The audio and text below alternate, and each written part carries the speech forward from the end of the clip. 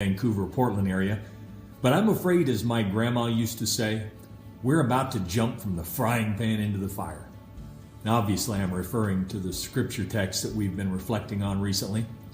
Because back into the throne room we go as we find Isaiah still unable to gaze directly upon the Lord, but instead recounting what is going on around him and in what he hears.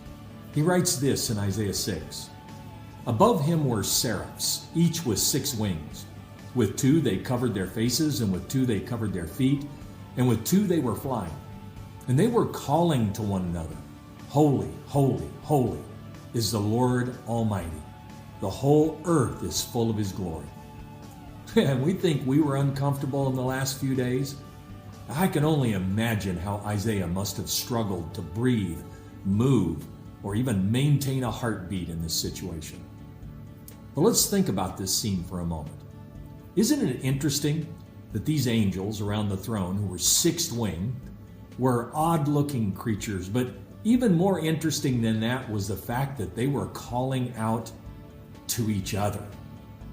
Faces covered so as to not look upon God and die, feet or body covered with another set of wings so that they were clothed and ready for service. They simply declare to each other in the hearing of Isaiah the praise of God sitting on his throne. Now, obviously, this scene would not have been lost on Isaiah as he saw these magnificent beings that he would have been tempted to worship in any other setting, declaring to each other that God is holy. Also, notice what they are declaring. Holy is the Lord Almighty. The whole earth is full of his glory. Now, this truth obviously indelibly shaped Isaiah for the rest of his life. Notice his message later in the book of Isaiah, chapter 40. He writes this, To whom will you compare me? Or who is my equal, says the Holy One? Lift your eyes and look to the heavens, who created all these.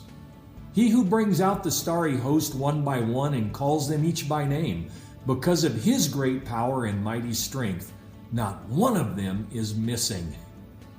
In other words, what Isaiah beheld in this vision would simply become the message he would share with the people around him with the conviction of personal experience. So as we get into this week, my friends, let me ask you to consider a couple things with me. First of all, listen to the voice of this world creation around us, declaring the greatness of God. King David wrote this in Psalm 19, The heavens declare the glory of God.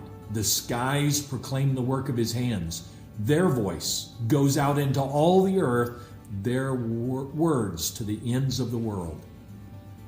You can imagine what they're declaring. Holy is the Lord Almighty.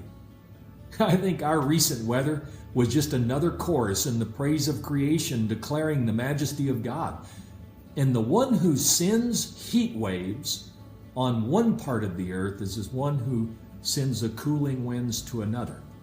And he's the one who has the power and intention to send his Son to reveal himself and his desire to set us free from sin and to him. Worship that God with me this week, my friends. Worship him openly and honestly. He is deserving. God bless you, my friends. I'll see you in a few days.